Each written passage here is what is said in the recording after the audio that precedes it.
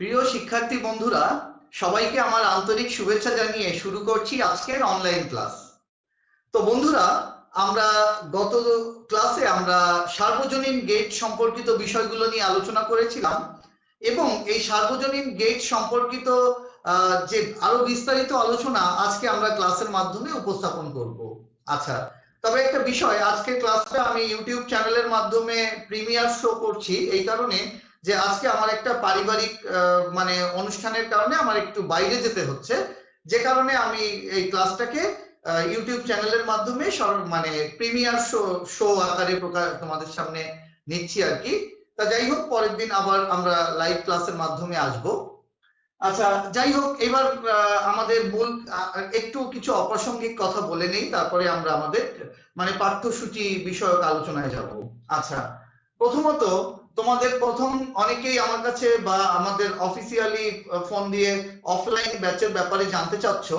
আচ্ছা, এবং অনেকেই দেখলাম আমাকে রিকোয়েস্ট করেছো যে রবি মঙ্গল বৃহস্পতির টাইম বাড়ানোর জন্য ব্যাচের।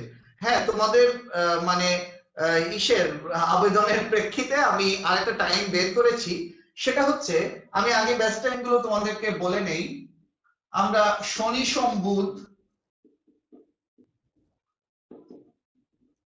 সকাল 9টা থেকে 10টা একটা টাইম দিয়েছি এবং বিকাল দুপুর 3টা থেকে 4টা একটা টাইম দিয়েছি এবং দুটো টাইমই মোটামুটি ফুলফিল হয়ে গেছে। দুটোই এখানে ফুলফিল, এখানে আর নেওয়ার মতো পরিস্থিতি নেই, কারণ তোমরা জানো যে এখন খুব সীমিত সংখ্যক স্টুডেন্ট নিয়ে স্বল্প পরিসরে ব্যাচ করানো লাগছে এবং 20 জনও আসলে অনেক বেশি হয়ে যায়। উচিত ছিল 15 জন, কিন্তু আসলে 15 জন মানে দিলে আবার অনেকে অনেক রকম রিকোয়েস্ট আসে, যে কারণে আমি 5 জন অতিরিক্ত নিতে বাধ্য হচ্ছি। কিন্তু এর বেশি নিলে সেই একই কথা, 25-20-এর বেশি যখন নিব তখন সেই একই কথা, 40 জন নিয়ে করানো যায়, 20-এর বেশি নিয়ে করানো তাই একই কথা। যে কারণে আমি এই শনি সোম বুধ সকাল 9টা থেকে 10টা, দুপুর 3টা থেকে 4টা দিয়েছি। এছাড়াও তোমাদের অনুরোধে আমি রবি মঙ্গল বৃহস্পতি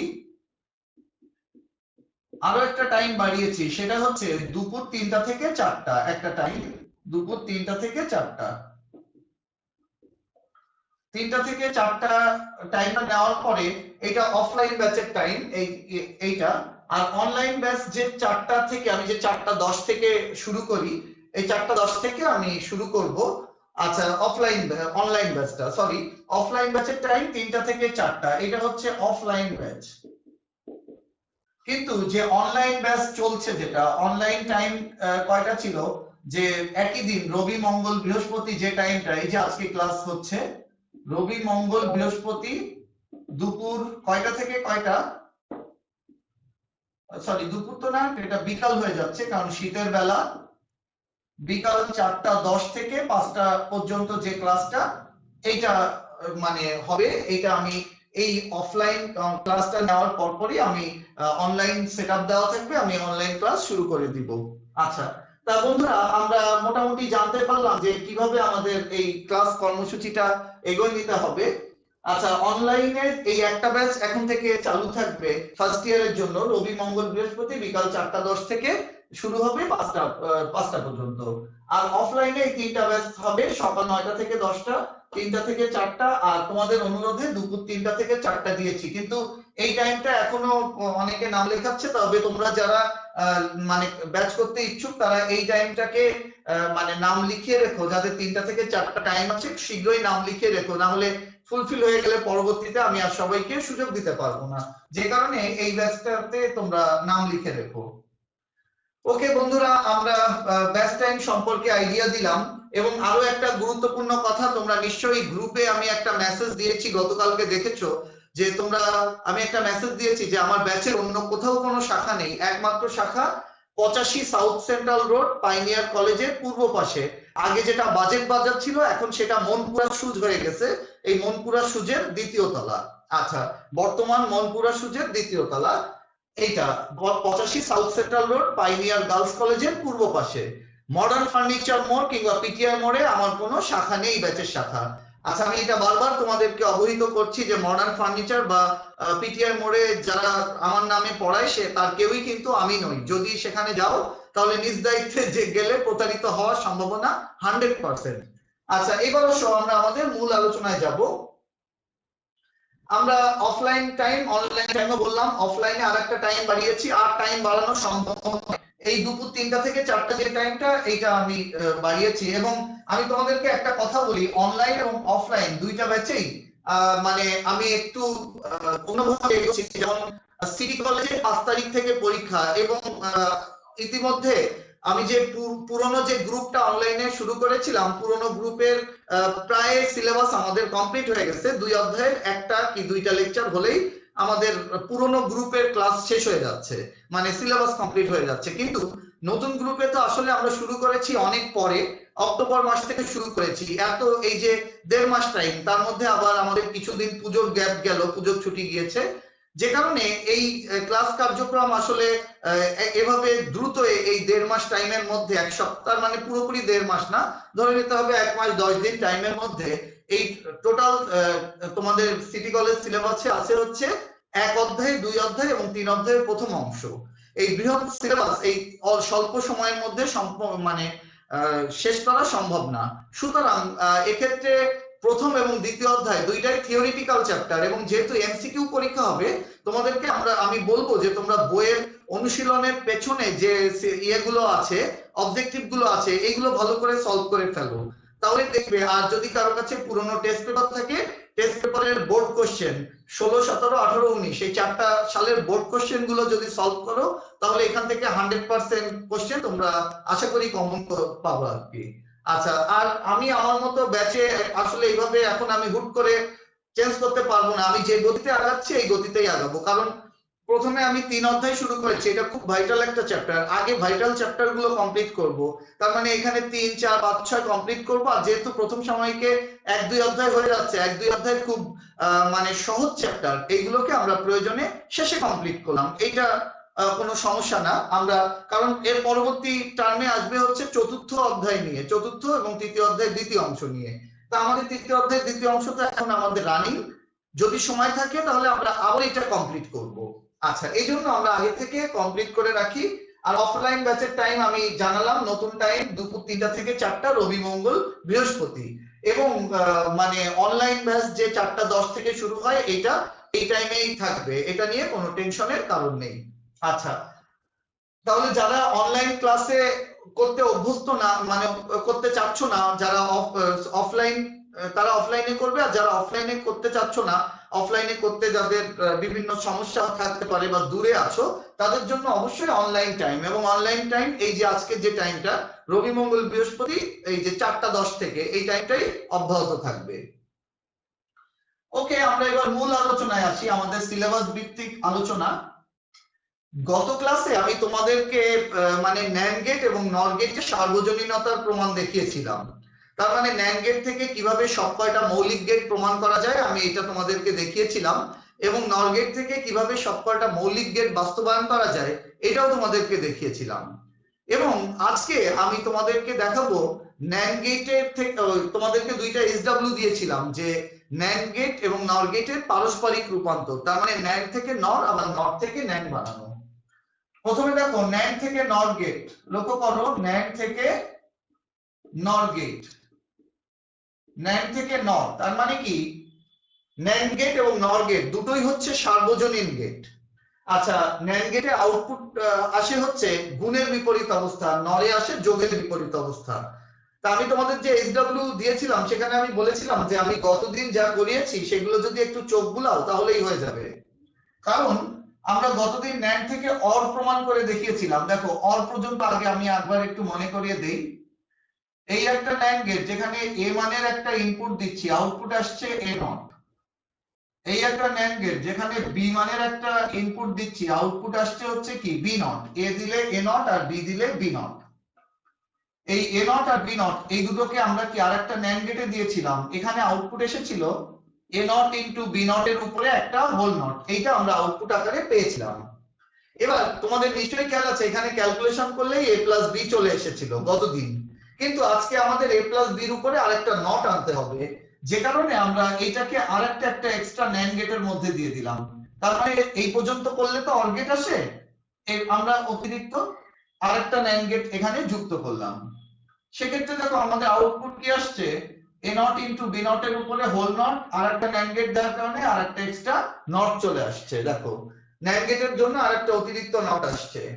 এবার ডাবল নট দুইটা উঠে গেলে এটা কি হয়ে যাচ্ছে, এ নট ইনটু বি নট এটা হয়ে যাচ্ছে। ডাবল নট দুইটা উঠে যে এখানে হচ্ছে এ নট ইনটু বি নট। তা তোমাদের নিশ্চয়ই মনে আছে আমি ডি মর্গানের সূত্র প্রমাণ করে দেখিয়েছি যে এ নট ইনটু বি নট এইটাকে কি আমরা এ প্লাস বি হোল নট আকারে লিখতে পারি। আচ্ছা তার মানে এ নট ইনটু বি নট এটাকে আমরা এ প্লাস বি হোল নট আকারে লিখতে পারি। তাহলে দেখো ন্যান্ড থেকে নর গেট, ন্যান্ড গেটে আমি যদি এ মানের ইনপুট দেই আমার আউটপুট আসবে হচ্ছে এ নট, আর বি মানের ইনপুট দিলে আউটপুট আসবে হচ্ছে বি নট। এবার এ নট আর বি নট দুটোকে আরেকটা ন্যান্ড গেটে দিলে A not into B not এর উপরে হোল নট। এবার সেটাকে আরেকটা ন্যান্ড গেটে দিলে এর উপরে এক্সট্রা আরেকটা নট চলে আসছে। তার মানে ডাবল নট হওয়ার কারণে দুইটা নটই উঠে এখানে হয়ে যাচ্ছে এ নট ইনটু বি নট। এবং ডি মর্গানের সূত্র দিয়ে আমরা এটাকে এ প্লাস বি হোল নট বলতে পারছি। আচ্ছা এ প্লাস বি হোল নট তার মানে কি এটা যোগের বিপরীত অবস্থা, যোগের উপরে একটা যোগের কমপ্লিমেন্ট বা বিপরীত বোঝাচ্ছে। তা যোগের যোগ অবস্থার কমপ্লিমেন্ট বা বিপরীতটাকে আমরা নর গেট বলেছিলাম, যে যোগের বিপরীত অবস্থাকে আমরা নর গেট বলতে পারি। তাহলে দেখো সবকটা ন্যান্ড গেট দিয়ে আমরা কিন্তু নর গেটকে বাস্তবায়ন করতে সক্ষম হলাম। এবার ন্যান্ড থেকে নর করেছি, এবার উল্টোটা করব, নর থেকে ন্যান্ড গেট। নর থেকে ন্যান্ড গেট লক্ষ্য করো আমরা নট থেকে গতদিন এন্ড গেট প্রমাণ করেছিলাম, ওই এন্ড গেটের পরে অতিরিক্ত একটা নট গেট দিয়ে দিব। নট থেকে এন্ড গেট। আচ্ছা লক্ষ্য করো এ মানের একটা ইনপুট দিচ্ছি নট গেটে, আউটপুট কি চলে আসছে এ নট। দেখো নট গেটে এ মানের ইনপুট দিচ্ছি, আউটপুট আসছে এ নট। এই একটা নট গেট যেখানে আমি বি মানের ইনপুট দিচ্ছি, এ দিলে এ নট আর বি মানের ইনপুট দিলে আউটপুট আসতেছে হচ্ছে বি নট। এ দিলে এ নট আর বি দিলে বি নট। এবার দেখো এ নট আর বি নট এই দুইটারে নিয়ে আলাদাভাবে আরেকটা পরপর দুটো নট গেটে দেবো। দেখো এই নট গেটে দিলে আউটপুট কি আসছে এ নট প্লাস বি নট এর উপরে হোল নট। সেটাকে আরেকটা নট গেটের মধ্যে যখন দিচ্ছি তখন আউটপুট কি আসছে এ নট প্লাস বি নট যার উপরে একটা হোল নট তার উপরে আরেকটা নট। দেখো এ নট প্লাস বি নট এর উপরে হোল নট তার উপরে আরেকটা নট। এখন কি ডাবল নট দুইটা উঠেছে, এখন এই ডাবল নট হওয়ার কারণে এই নট গেট দেওয়ার কারণে উপরে একটা অতিরিক্ত নট আসছে, এই দুইটা নট উঠেছে। এখন রাশিটা কি হয়ে যাচ্ছে এ নট প্লাস বি নট থাকছে। আর এ নট প্লাস বি নট এটাকে আমাদের নিশ্চয়ই মনে আছে আমরা ডি মর্গানের সূত্রে এটাকে এ বি হোল নট বলতে পারি। দেখো এ নট প্লাস বি নট এটাকে আমরা ডি মর্গানের সূত্র দিয়ে এ বি হোল নট বলতে পারছি। তাই এ বি হোল নট মানে কি গুণের বিপরীত অবস্থা বা গুণের কমপ্লিমেন্ট বোঝাচ্ছে।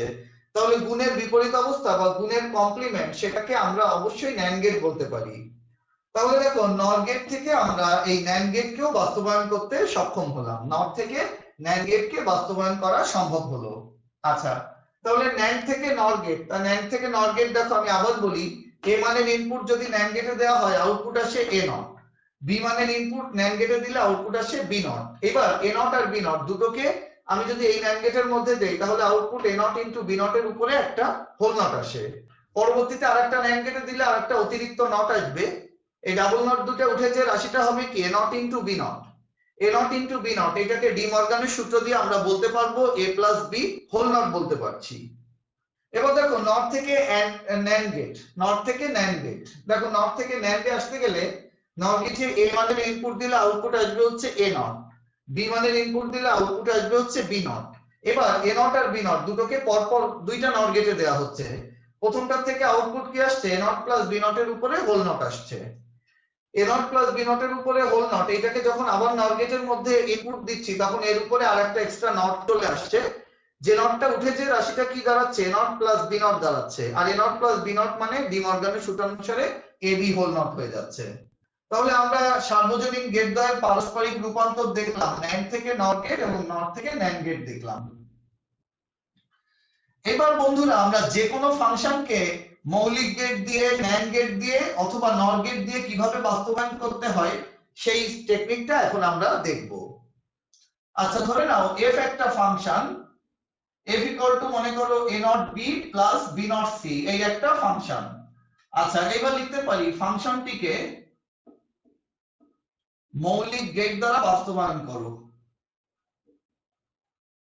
ফাংশনটিকে মৌলিক গেট দ্বারা বাস্তবায়ন করো। আচ্ছা দেখো এই একটা function f = a not b plus b not c, আমাদের এই ফাংশনটাকে মৌলিক গেট দিয়ে বাস্তবায়ন করতে হবে। তার মানে আমরা জানি মৌলিক গেট হচ্ছে তিনটা, অর গেট এর কাজ হচ্ছে যোগ সম্পর্ক, যৌক্তিক যোগ, এন্ড গেট এর কাজ হচ্ছে যৌক্তিক গুণ, আর একটা হচ্ছে নট গেট। নট গেট কি কমপ্লিমেন্ট বা বিপরীত কাজটা করে থাকে, কমপ্লিমেন্ট বা বিপরীত। তার মানে এখানে আমাদের দেখো যোগ আছে, গুণ সম্পর্ক আছে, আবার নটও আছে। তার মানে আমাদের সবকটা মৌলিক গেটই এখানে ব্যবহার করা যাচ্ছে।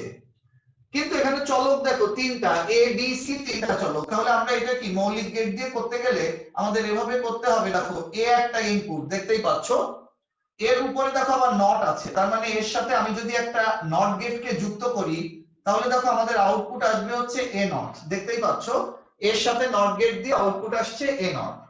আবার দেখো বি একটা ইনপুট, আমরা যদি এর সাথে একটা নট গেট যুক্ত করি তাহলে আউটপুট আসবে কি বি নট। লক্ষ্য করো এর সাথে নট গেট দিলে আসবে এ নট, আর বির সাথে নট গেট দিলে আসবে হচ্ছে বি নট। আর সির উপরে কোনো নট নেই, তাহলে সি কে সির মতোই রেখে দেই। এর সাথে নট গেট দিয়ে এ নট, বির সাথে নট গেট দিয়ে বি নট, আর সি সি এর মতোই থাক। প্রথমে দেখো ইনপুট নিব, প্রথমে এ নট আর বি। লক্ষ্য করো এই যে এ নট দেখতেই পাচ্ছ, এই যে এ নট আর এই যে বি দেখতেই পাচ্ছ, এই দুটো থেকে দুটো ইনপুট নিলাম। এ নট থেকে একটা নিলাম আর বি থেকে একটা নিলাম। দেখো এ নট থেকে বি থেকে নেওয়া হলো। এদের দুইটার মাঝে গুণ সম্পর্ক, তার মানে দুটোরে যদি আমি একটা এন্ড গেটের মধ্যে দেই তাহলে দুইটারে এন্ড গেটে দিলে দেখো এ নট আর বি দুটোরে এন্ড গেটে দিলে আউটপুট কি আসবে এ নট ইনটু বি, যার উপরে একটা হোল নট চলে আসছে। দেখো এ নট থেকে একটা বি থেকে একটা, দুটোকে যখন একটা এন্ড গেটে দিচ্ছি আউটপুট আসছে এ নট ইনটু বি, যার উপরে একটা হোল নট। এবার দেখো বি নট সি, এই যে বি নট আর এই যে সি দেখতেই পাচ্ছ, এই দুইটাকে নিয়ে আমি যদি আরেকটা এন্ড গেটের মধ্যে দেই তাহলে আউটপুট কি আসবে B not into sorry A not into B, whole not না সরি, এ নট আর বি দুটোকে যখন এন্ড গেটের মধ্যে দেওয়া হচ্ছে আউটপুট কি গুণ সম্পর্ক এ নট ইনটু বি আসছে। একই ভাবে বি নট আর সি কে যখন এন্ড গেটে দেওয়া হবে output B not into C চলে আসছে। এবার এ নট বি এবং বি নট সি দুইটার মধ্যে যোগ সম্পর্ক, এ নট বি আর বি নট সি এর মধ্যে যোগ সম্পর্ক। তার মানে আমরা যদি এই দুইটাকে একটা অর গেটের মধ্যে ইনপুট আকারে দেই, লক্ষ্য করো দুইটারে একটা অর গেটের মধ্যে দিলে আউটপুট কি আসছে y = a not b plus b not c, এটা চলে আসছে a not b plus b not c equal to কি f বলা যাচ্ছে, ইকুয়াল টু f। তার মানে আমাদের এই এই যে ফাংশনটা a not b plus b not c function, এইটাকে যখন আমাকে বলবে যে মৌলিক গেট দ্বারা বাস্তবায়ন করো, মৌলিক গেট দ্বারা বাস্তবায়ন করতে গেলে আমাদের যে তিনটা মৌলিক গেট আমরা জেনে এসেছি OR gate, AND gate, NOT gate, এই তিনটা গেটেরই ব্যবহার করতে হবে। যোগ থাকলে আমরা অর গেটের ব্যবহার করব, গুণ থাকলে এন্ড গেট, আর নট থাকলে নট গেট ব্যবহার করব। তো এই একটা ইনপুট এর সাথে আমরা যদি অর গেট কাজ হচ্ছে এ নট দেখতেই পাচ্ছ, বি একটা ইনপুট এর সাথে নট গেট যুক্ত করলে আউটপুট আসবে বি নট, আর সি এর সাথে কোনো নট না থাকায় আমি সি কে সি এর মতোই রেখে দিলাম। এবার লক্ষ্য করো এ নট আর বি দুটোকে আমি যখন একটা গুণ সম্পর্ক এন্ড গেটে দিব তখন গুণ সম্পর্ক এন্ড গেটে দেওয়ার কারণে output A not into B চলে আসছে। এবার দেখো B not into C, B not আর সি দুটোকে এন্ড গেটে দিলে output B not into C চলে আসছে। আচ্ছা এবার এ নট বি আর বি নট সি পাওয়া গেল, এদের মধ্যে যোগ সম্পর্ক, তার মানে এটাকে আমরা যদি একটা অর গেটের মধ্যে দেই তাহলে আউটপুট কি চলে আসে A not B plus B not C চলে আসছে, দেখতেই পাচ্ছ A not B plus B not C. আচ্ছা তাহলে আমরা শুধু মৌলিক গেট দিয়ে এটাকে কিভাবে বাস্তবায়ন করতে হয় সেটা দেখলাম, মৌলিক গেট ব্যবহার করে এটা বাস্তবায়ন দেখলাম। তাহলে আমি এটা মুছে ফেললাম। এবার লক্ষ্য করো f = a not b plus b not c ফাংশনটিকে কেবল NAND গেট দ্বারা বাস্তবায়ন করো। আচ্ছা লেখো কেবল NAND NAND গেট দ্বারা বাস্তবায়ন করো। f = a not b plus b not c ফাংশনটিকে কেবল NAND গেট দ্বারা বাস্তবায়ন। তার মানে NAND দ্বারা বাস্তবায়ন করতে গেলে মনে রাখতে হবে এখানে NAND ব্যতীত অন্য কোনো গেট ব্যবহার করা যাবে না। তার মানে আমরা আগের দিন জেনে এসেছি যে NAND গেট একটা সার্বজনীন গেট এবং NAND গেটকে যে কোনো গেটের বিকল্প হিসেবে ব্যবহার করা যায়। অর গেট বলো মানে যোগের কাজে, এন্ড গেট বা গুণের কাজে, নট গেট বা কমপ্লিমেন্ট, তিনটা কাজেই আমরা এই NAND গেটকে ব্যবহার করতে পারি। তার মানে অর এন্ড নট তিনটা গেটের বিকল্প হিসেবে আমরা NAND গেটকে ব্যবহার করতে পারবো। আচ্ছা এবার এই যে ফাংশনটা a not b plus b not c, তোমাদের নিশ্চয়ই মনে আছে যে এই a not b plus b not c এই ফাংশনটাকে আমরা মৌলিক গেট দিয়ে প্রস্তুত করেছিলাম। তার মানে OR gate, AND gate, NOT gate, এই তিনটা মৌলিক গেট দিয়ে আমরা প্রস্তুত করে দেখেছিলাম। আচ্ছা, কিন্তু এই যে যখন আমাদেরকে বলবে যে ন্যান্ড গেট দিয়ে বাস্তবায়ন করো, তখন কিন্তু অন্য কোনো গেট এখানে ব্যবহার করাই যাবে না, আমাদের কেবল ন্যান্ড গেটকেই ব্যবহার করতে হবে। সে যোগ আসলেও ন্যান্ড গেট, গুণ আসলেও ন্যান্ড গেট, নট আসলেও ন্যান্ড গেট, সব জায়গায় ন্যান্ড গেট দিয়েই করতে হবে। তা দেখো আমাদের এই প্রশ্নটা কি, f = a not b plus b not c ফাংশনটিকে কেবল ন্যান্ড গেট দ্বারা প্রস্তুত করো। তার মানে আমার এখানে প্রশ্নে উল্লেখ করেই দিচ্ছে যে ন্যান্ড বাদে অন্য কোনো গেট এখানে ব্যবহার করা যাবে না। এখন দেখো ন্যান্ড দিয়ে বাস্তবায়ন করতে গেলে মানে কিছু টেকনিক আছে, এই টেকনিকটা যদি তুমি অ্যাপ্লাই করতে পারো খুব সহজেই এটা সমাধান করা যাবে। তা দেখো টেকনিকটা কি আমি এখন তোমাদেরকে একটু বলি। যদি তোমাকে ন্যান্ড দিয়ে বাস্তবায়ন করতে বলে তাহলে একটু ছোট্ট করে আমি এখানে লিখে রাখলাম রাইট অর্ডার, এটা সূত্র আর কি। রাইট অর্ডার, রাইট অর্ডার বলতে ফাংশনটা যেমন আছে তেমনই নিতে হবে, সব জায়গায় ন্যান্ড গেট নিতে হবে, তাহলেই হয়ে যাচ্ছে। রাইট অর্ডার বলতে যেমন আছে তেমন সাজাবো এবং সব জায়গায় ন্যান্ড গেটকেই ব্যবহার করব। তার মানে a নট আর b একসাথে একটা ন্যান্ড গেটের মধ্যে দিব, রাইট অর্ডার। b নট আর c দুটোকে একটা ন্যান্ড গেটে দিব, যে আউটপুট পাবো ওই দুটোকে আবার একটা ন্যান্ড গেটের মধ্যে দিব। দেখো এখানে চলক কয়টা, তিনটা, a তে নট আছে, b তে নট আছে। তাহলে লক্ষ্য করো a একটা ইনপুট, আমরা জানি কি এর সাথে আমরা যদি একটা মাত্র ন্যান্ড গেট যুক্ত করি তাহলে কি এটা নট গেটের মতো কাজ করে, নিশ্চয়ই মনে আছে যে এর সাথে যখন আমি একটা ন্যান্ড গেট যুক্ত করছি আমার আউটপুট পাওয়া যাচ্ছে হচ্ছে a নট। দেখছো এর সাথে ন্যান্ড গেট দিয়ে a নট। একইভাবে b একটা ইনপুট, এর সাথে আমি যখন একটা ন্যান্ড গেটকে যুক্ত করলাম, b এর সাথে ন্যান্ড গেট যুক্ত করে আউটপুট পাওয়া যাচ্ছে b নট। দেখো এর সাথে ন্যান্ড গেট দিয়ে a নট আর b এর সাথে ন্যান্ড গেট দিয়ে b নট পাওয়া যাচ্ছে। আর c এর মতোই থাক, c এর সাথে কোনো নটের দরকার হচ্ছে না। তাহলে দেখো আমাদের যা দরকার ছিল a এর সাথে একটা ন্যান্ড গেট দিয়ে a নট, b এর সাথে ন্যান্ড গেট দিয়ে b নট, আর c এর মতোই থাক। আমরা জানি কি ন্যান্ড গেটে যদি একটা উৎস থেকে ইনপুট দেওয়া হয় তাহলে সেটা নট গেটের মতো কাজ করে, আমি যেটা তোমাদেরকে গত ক্লাসে দেখিয়েছিলাম। আচ্ছা এবার আসো আমরা পরবর্তী টপিকে যাই। দেখো প্রথমে কি আছে a নট ইনটু b, লক্ষ্য করো এই যে a নট আর এই যে b দেখতেই পাচ্ছ a নট আর b। এবার এই দুটোকে নিয়ে আমি আরেকটা ন্যান্ড গেটের মধ্যে দিলাম। তা ন্যান্ড গেটে কি আমরা যা ইনপুট দিব আউটপুটে তার গুণের বিপরীত অবস্থা আসবে। তার মানে কি আসছে দেখো a নট ইনটু b যার উপরে একটা হোল নট চলে আসছে, a নট ইনটু b যার উপরে একটা হোল নট চলে আসছে। এবার দেখো b নট c, এই যে b নট দেখো আর এই যে c দেখতে পাচ্ছ, এই যে b নট আর এই যে c, এই দুটোকে নিয়ে আমি আরেকটা ন্যান্ড গেটের মধ্যে দিলাম। b নট আর c কে যখন আরেকটা ন্যান্ড গেটের মধ্যে দিচ্ছি আউটপুট কি b নট ইনটু c যার উপরে একটা হোল নট আসছে। দেখো প্রথমটা কি আসছে a নট ইনটু b যার উপরে একটা হোল নট, আর দ্বিতীয়টা কি আসছে b নট ইনটু c যার উপরে একটা হোল নট আসছে। দেখো a not into b whole not, b not into c whole not.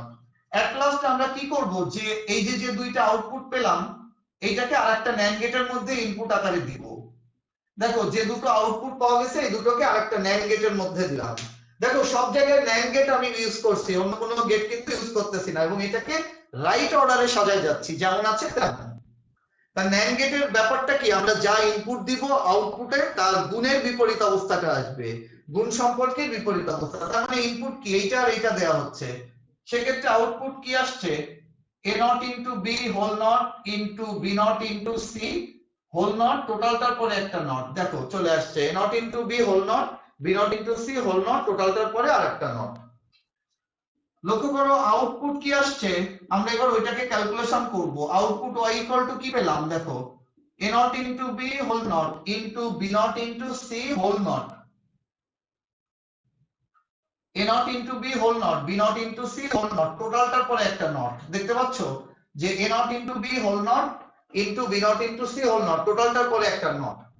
দেখো এই একটা রাশি আর এই একটা রাশি দুইটা আলাদা আলাদা রাশি, বুঝতেই পারছো এই একটা রাশি এই একটা রাশি দুটো আলাদা আলাদা রাশি, এদের মধ্যে হচ্ছে গুণ সম্পর্ক এবং উপরে একটা নট আছে। সেক্ষেত্রে আমরা ডি মর্গানের সূত্র দিয়ে উপরের নটটাকে আলাদা করে এদের মাঝখানে কি যোগ সম্পর্ক নিয়ে আসতে পারি। দেখো এ নট বির উপরে double not plus B not সির উপরে ডাবল নট চলে আসছে, তার মানে উপরের নটটা আলাদা করলে A not B double not plus B not C double not. দেখো ডাবল নট দুইটা উঠে গেলে কি এ নট বি আর এটা কি হয়ে যাচ্ছে বি নট সি, দেখতেই পাচ্ছ A not B plus B not C. দেখো আমাদের যে টার্গেট ফাংশনটা ছিল A not B plus B not C সেটা বাস্তবায়িত হয়ে যাচ্ছে। তার মানে আমরা y ইকুয়াল টু কি f বাস্তবায়ন করতে সক্ষম হলাম। আচ্ছা তাহলে আমরা দেখো আমাদেরকে কি বলেছিল যে এই f equal to a not b plus b not c ফাংশনটিকে কেবল NAND গেটের দ্বারা বাস্তবায়ন করো। তার NAND দ্বারা বাস্তবায়নের টেকনিকটা আমি কি বললাম যে NAND দ্বারা বাস্তবায়ন করতে গেলে এটাকে রাইট অর্ডারে সাজাতে হবে। রাইট অর্ডার বলতে ফাংশনটা যেমন আছে হুবহু সেইভাবেই সাজায় যেতে হবে। আচ্ছা এবং সব জায়গায় আমরা NAND গেটকে ব্যবহার করব, অন্য কোনো গেট এখানে ব্যবহার করা যাচ্ছে না। তার মানে a নট b এর সাথে NAND গেট দিয়ে a নট b এর সাথে একটা NAND গেট যুক্ত করে b নট আর c c এর মতোই থাকলো। প্রথমে a নট আর b এইটাকে আমি যখন একটা NAND গেটে দিলাম তখন আউটপুট আসবে a নট ইনটু b যার উপরে একটা হোল নট, এইটা চলে আসবে। একইভাবে b নট আর c দুটোকে একটা NAND গেটে দিলে আউটপুট আসবে b নট ইনটু c যার উপরে একটা হোল নট আসবে। এবার a নট b আর b নট c দুটোকে নিয়ে আরেকটা NAND গেটের মধ্যে দিলাম, সেক্ষেত্রে আউটপুট কি আসছে a not into b whole not into b not into c whole not, টোটালটার পরে একটা নট চলে আসছে। লক্ষ্য করো a not b whole not into b not c whole not, টোটালটার পরে আরেকটা নট। দুইটা রাশির মধ্যে গুণ সম্পর্ক উপরে নট, উপরের নটটাকে পৃথক করে এদের মাঝখানে যোগ সম্পর্ক চলে আসবে। নটটাকে আলাদা করে এদের মাঝে যোগ সম্পর্ক চলে আসলো। ডাবল নট উঠে গেলে কি a not b, double not উঠে গেলে b নট c, তার মানে a not b plus b not c equal to f। তার মানে আমরা NAND গেট দ্বারা এই যে ফাংশনটা আছে a not b plus b not c এটাকে আমরা বাস্তবায়ন করতে সক্ষম হলাম।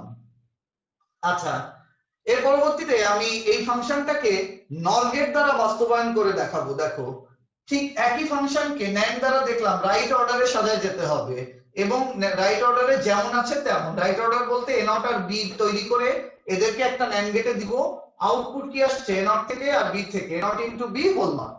ঠিক একইভাবে b নট তৈরি করার পরে b নট আর c দুটো নিয়ে আরেকটা NAND গেটে, তার মানে b not into c whole not.